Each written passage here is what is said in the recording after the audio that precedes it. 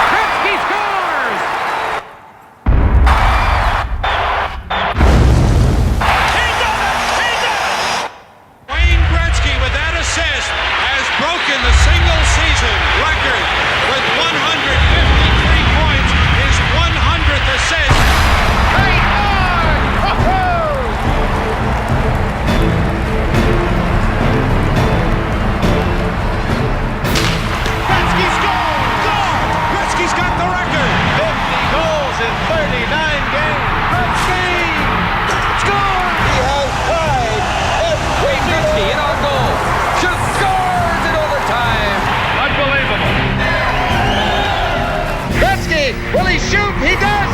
He scores! He has broken the record! Has done the unbelievable! Deep, here's Gretzky with a break. Gretzky walking into the middle. Score! The most phenomenal hockey player in the world. Gretzky inside. But all kinds of fits. Here's Anderson, scores! There is the 1,000th assist. Julian Impression scores! The 496th goal of Wayne Gretzky. 500 for Wayne Gretzky. You called that one, Robert.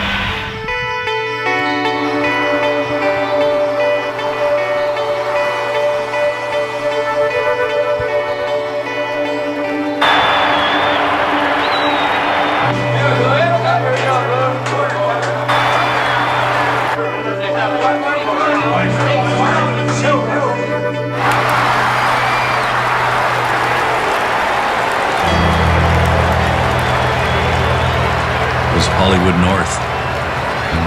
It was magic. It got to the point where obviously the building was full. People were putting want ads in the newspaper offering $5,000 for a seat. I mean, that goes back to the early 80s when $5,000 was a lot of money, especially for a hockey game. The teams that we had in the 80s, I don't think there was any comparison at that time. That team probably could have won another 2 or 3 cups if we could have kept winning because all the pieces were in place.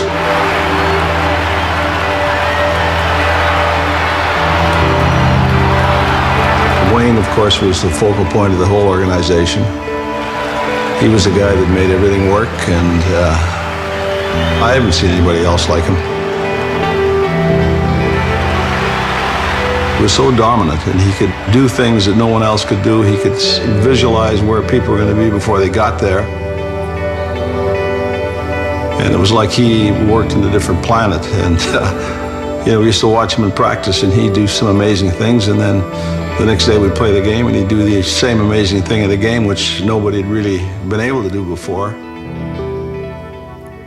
So that's Wayne Gretzky. A lot of people would consider him the greatest ice hockey player of all time. And when you're the greatest, people in the media regularly would ask him, why are you so good? What makes you so much better than any other hockey player out there?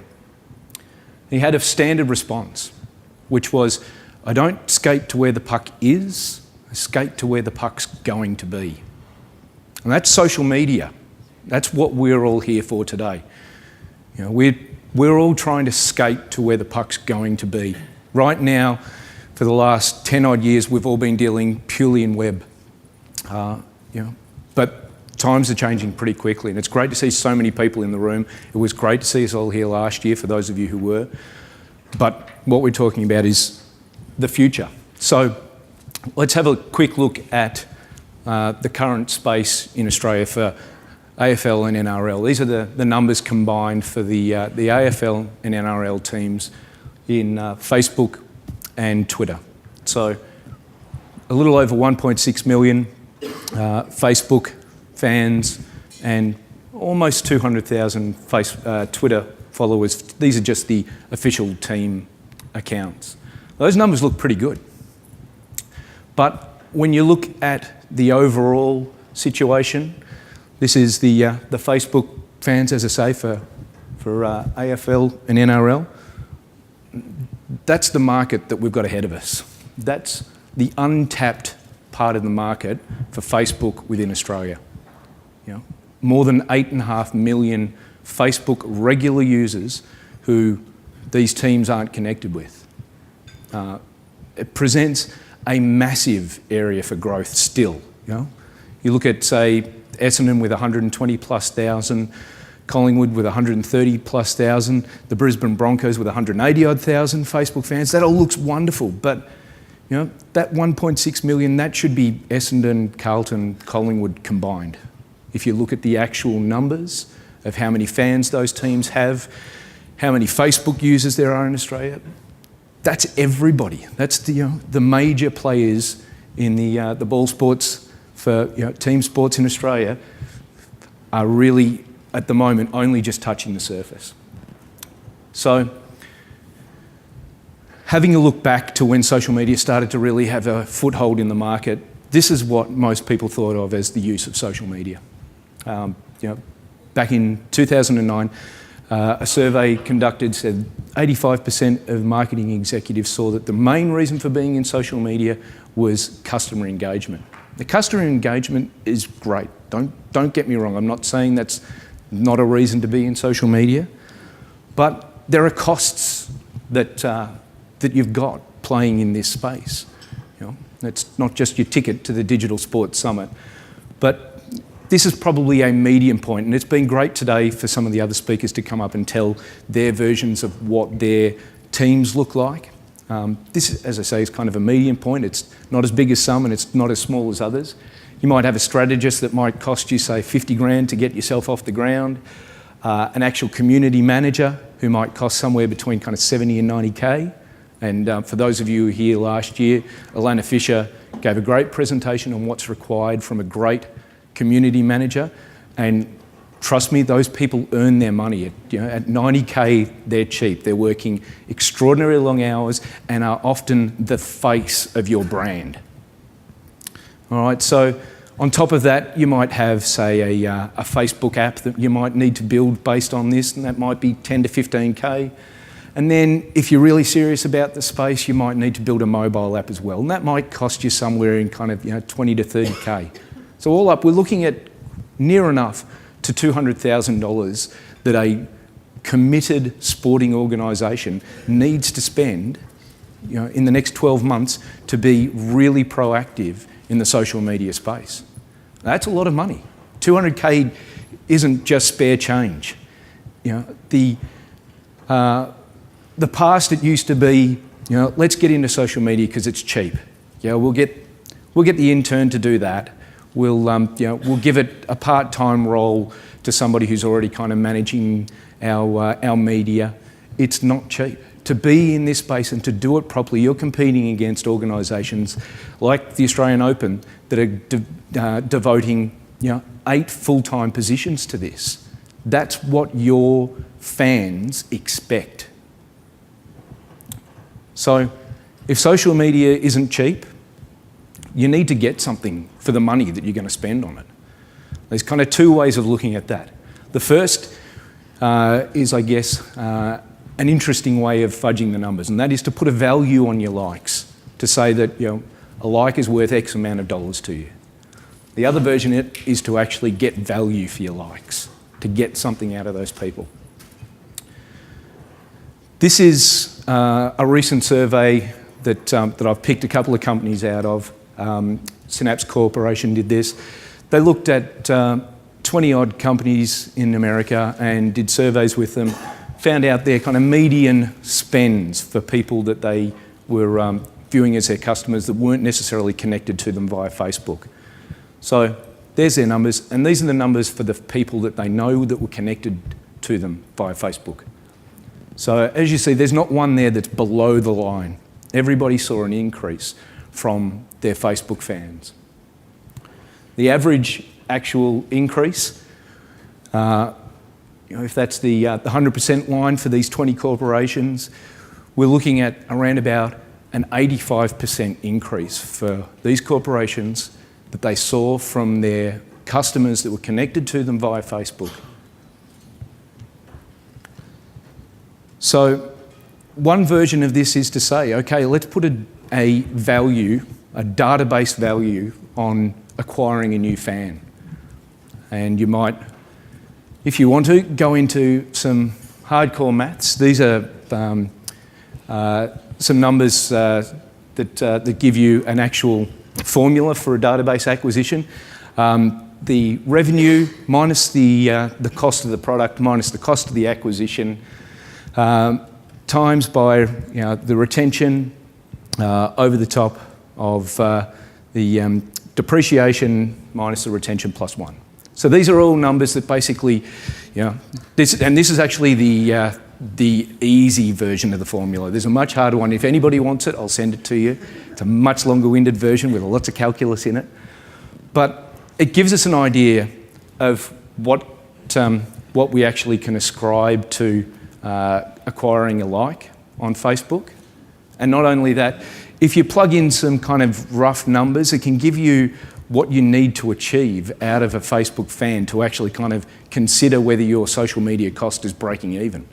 So let's just assume that 75% of the people that come to you actually kind of stay your fans, and that your products that you're selling them sit with a 30% margin. So if you were to be able to get 100,000 Facebook likes in a year, you only need to turn over kind of $3 out of that person to actually break even on a 200K yearly spend.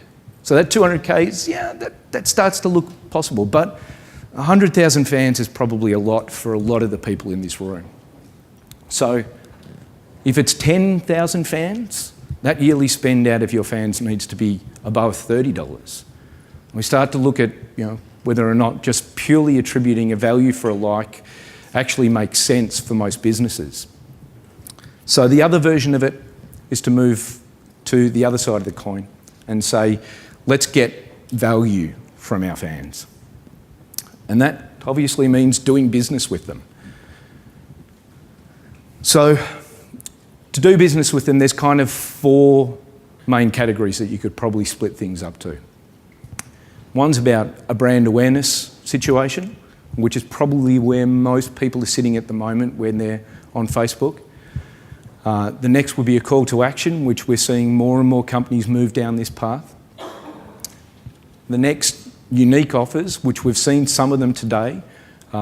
We've seen a few from a couple of the presenters before me, and the last one, the shop front, which actually nobody here has talked about and we'll talk about a little bit. So when it comes to brand awareness, you kind of, your aim is to tell people your story. I was talking with a couple of the guys from the AFLPA earlier and saying, people buy brands. They don't buy products, they buy brands. It's an old adage in marketing. Whether or not that's true is up for conjecture, but the reality is that you do need to tell people your story. You also need to tell people about your products. And there's no point in having a warehouse full of gear, full of jumpers, and never letting anybody know that you've got jumpers. The next step in that on Facebook are these kind of like to win sorts of promotions.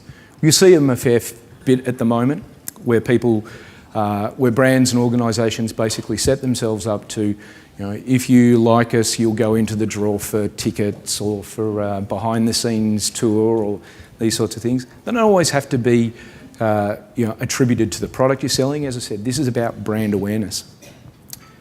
And the last one there, Facebook advertising. It's interesting, we saw from the Rugby World Cup that, that they've spent heavily in this space. Interestingly for us, we've seen over the last 12 months, the cost per click in Facebook advertising is more than doubled. So you do need to be aware of the fact that that space is moving pretty quickly, and Facebook advertising is becoming more and more expensive. So if you're going to spend money in Facebook advertising, your offer that you're putting out there needs to be worthwhile. There's no point trying to sell $5 badges when a click-through is going to cost you $1.50 to $2. So this is something that we did for the Richmond Football Club. This is their kind of best 22 team situation. It's linked into Facebook. It gets them likes. It gets them connected with their users. There's no overt call to action in this. This is about brand awareness. The same thing's true for a similar thing that we did for the ANZ Championship. This is very much the same sort of deal as the All-Star team. And these sorts of apps are not particularly expensive. They're not 15K spends, but they work. The ANZ Championship saw basically 3 times their KPI for people submitting their teams on this app. And that's great for the sport, it's great for the advertisers who are branded all through this, it's great for everybody. So the next step along that path is an actual call to action. The simplest one is obviously asking people to purchase. But as we talked about earlier today, overt calls to action that just say, buy a jumper, they just don't work. This space is filled with Gen Y people who have very, very quick radars for deciding whether or not they're being marketed to. Simply asking someone to purchase is probably unlikely to happen unless they were already there to buy it in the first place. The better step forward is to reach out at key moments. Now, what do I mean by that? Collingwood by a point. Lockyer brings it in. Ryder sandwich between 2 pies. Back of the pack is Winderlich. Quick handball to Hocking. Back to Lovett Murray. He goes short. It's a mark to Zaharakis. Zaharakis has kicked a goal. The Bombers are in front of the G.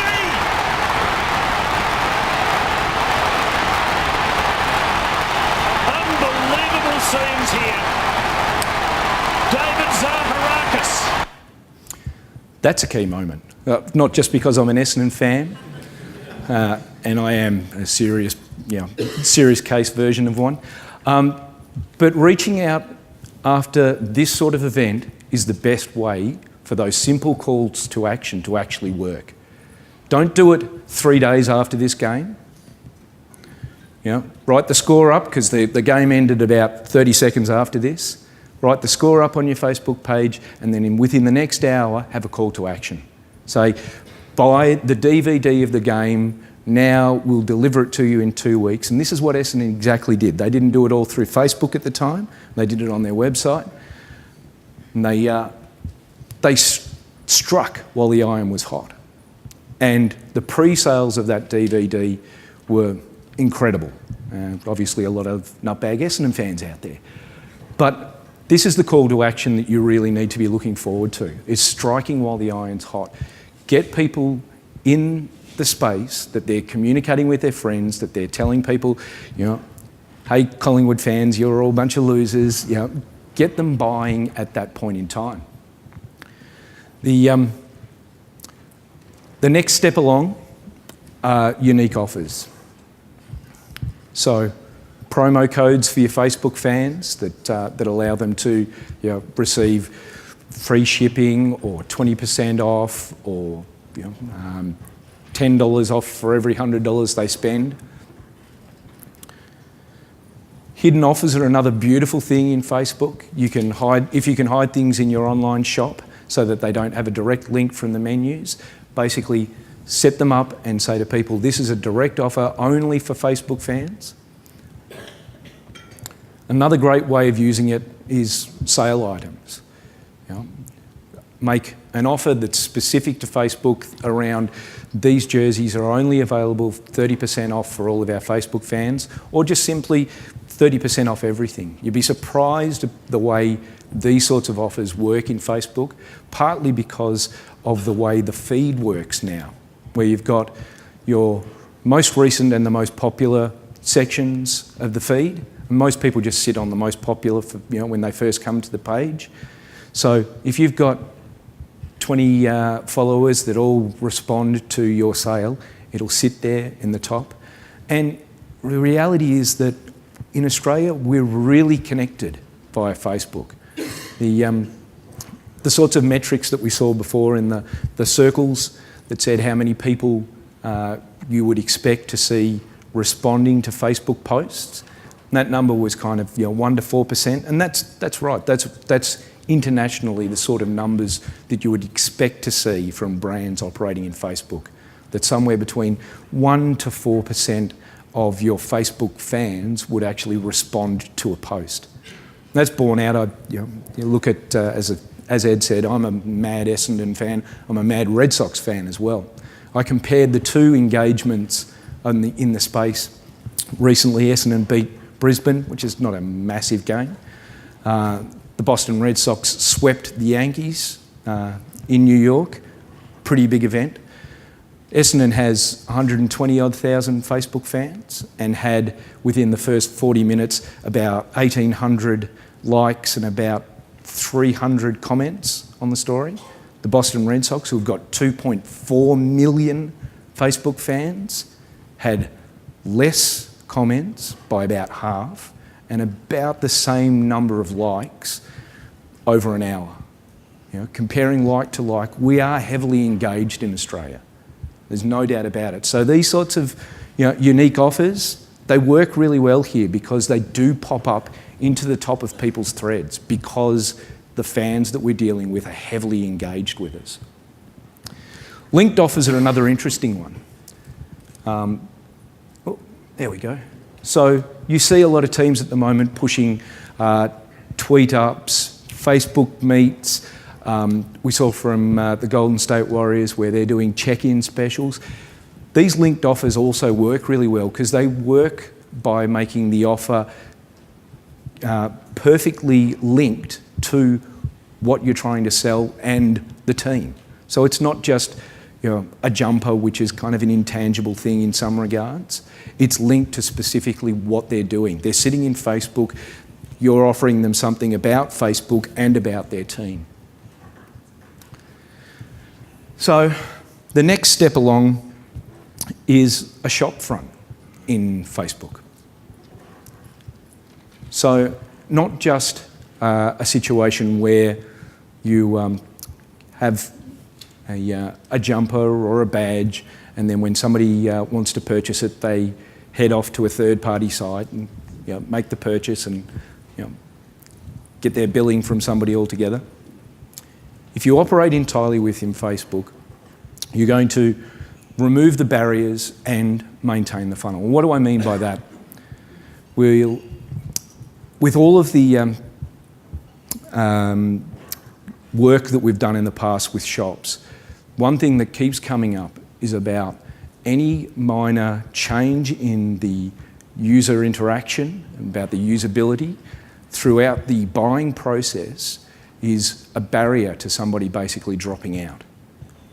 If you have a button that's worded incorrectly, if you have a page that looks different, if you have something that's a little bit confusing in the shopping cart process, people drop out. All of those things stop people from going through with an impulse purchase. Now, there are people in your chain that will purchase from you no matter what. You know, the real nutbag supporters that no matter how hard you make your shop front, they'll buy it. It doesn't matter. But they're the small proportion. Probably 80% of the people that are going to spend time shopping with you are going to be susceptible to the problems in your usability. So if we can hold people in Facebook where they start the shopping process, keep them involved with your sporting organisation and go through the entire process from browsing through to checkout without them feeling like they're being handed off and giving them a reason why they can feel concerned, then you're going to see greater sales. The other part of this is learning who your fans are. Now, one of the great difficulties presented by Facebook for most organisations is you might build an enormous following, but you don't know who they are. You know, for Essendon, who have 120,000 Facebook fans, is that 70,000 fans who aren't members and 50,000 fans who are members? Or is that 120,000 fans who aren't members? How do you break that up? How do you deal with them? And how do you build a lifetime relationship with them? You know, how do you then discover whether or not the money that you're spending in Facebook is actually worth that money? Without understanding who your fans are on Facebook and knowing them properly, it becomes very difficult to make those propositions. So the shopfront that we at IMG have developed has an authorisation process when somebody starts browsing. And automatically you're going to start learning who the fans are that are spending time looking around through the site. So this is the shopfront that was launched first for the Carlton football shop. Operates as a tabbed application and has their standard sort of offerings, although scaled down because that was our recommendation to them about what this space wants. You know, you're talking about people that are in here that are dealing with it fairly quickly. So you start browsing and then you go all the way through to the checkout process where it pre-fills information because they've authorised the application. And at the point of authorisation, it goes into a database that's stored off Facebook that you have access to at any point. As I say, learning about who these fans are. The next step in this is to understand that recommendations are extraordinarily powerful. Partly because they appear in people's threads and you're more likely to get likes from their friends and that you're more likely to appear higher in their threads because of this, but also because of the high level of trust. Surveys have suggested that a recommendation from a friend is trusted 12 times more than a recommendation that appears purely as an ad. So it becomes interesting as to how you view this in the realm where Facebook advertising costs continue to rise, whether you spend more time trying to build recommendations. And the interesting thing that we've also seen is that shoppers do want to share. So if somebody's bought a Collingwood jumper, they want to tell their friends they've bought a Collingwood jumper. I don't know why they'd buy a Collingwood jumper, but yeah, and word of mouth is massively more important when somebody's trying to weigh up whether something's good value or not, whether it's a good offer, whether they should buy that jumper. They're going to trust their friends, the online recommendations, the sorts of things that appear as comments when you post, you know, jumpers are on sale. If the thread is filled with people saying, that's not good value, I can get it for cheaper at Rebel Sport, you're going to lose out. But if the recommendations in that thread say, this is great value, it's wonderful, the product fits perfectly, blah, blah, blah, you're going to see a winner. So in the shop that we built, there's also recommendations where people can share via Twitter, Facebook, via email. These aren't new things, but when you're building your campaigns, you should be thinking about how you can integrate this. So, thinking about the future a bit more, skating further out onto the ice, the next step for probably most of us is thinking about user-generated content. We saw with the Dragons that they were asking fans to put videos together as their CV. That's probably the next step forward for just content on your sites. Whether that's video, blogs, really integrating that with your overall offering. The next step, obviously most of us are trying to scramble to meet at the moment, is a mobile handset focus. So whether that's mobile web or native applications, it needs to be an area that you're spending time at least thinking about for probably the next 12 months. Native applications obviously very big at the moment, but mobile web is something that must be part of your planning. We looked at the numbers earlier that suggest that we're probably looking at 2015 where mobile web will overtake from standard desktop browsing. I'd go as far as to say I think that's probably a really outside version of the graph. I'd think if we're not seeing that by 2013, I'll be surprised. That's just how quickly things are changing. Improved email marketing. One thing that's been great since I joined IMG Sports Technology Group is having access to an enormous body of emails that our clients are sending out to their fans. And the one thing that I keep seeing is just how bad they are. Even when I look at some of the international email marketing from some big organisations, it's often really bad. This is an area that we probably haven't really tapped yet. You look at the sort of click-through rates, the sort of open rates that we're seeing, they're in the kind of low 5 and under, these sorts of numbers. If you've got 100,000 people on your database and you improve your click-through rate by just a couple of %, the amount of revenue that will generate for your organisation is massive. But we rarely spend enough time on it. Lifetime understanding. This is part of what I was talking about with why you need to connect with your Facebook fans. You need to have an understanding about where they sit in their lifetime with your organisation. Whether they're a junior member now, whether they become a member who has a young family, where they sit in that, and what the sort of things you can market to them during that lifetime.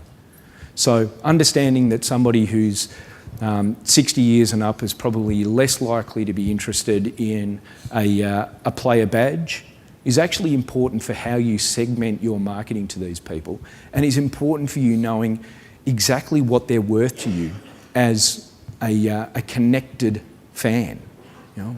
Whether you should be spending lots more money on database acquisitions because you can do this lifetime marketing with them. And lastly, location-based services. I've got a question mark at the end of this because I'm really concerned about where this is going. There was an enormous amount of hype around it probably 12 months ago in Australia. But that hasn't really borne out at the moment.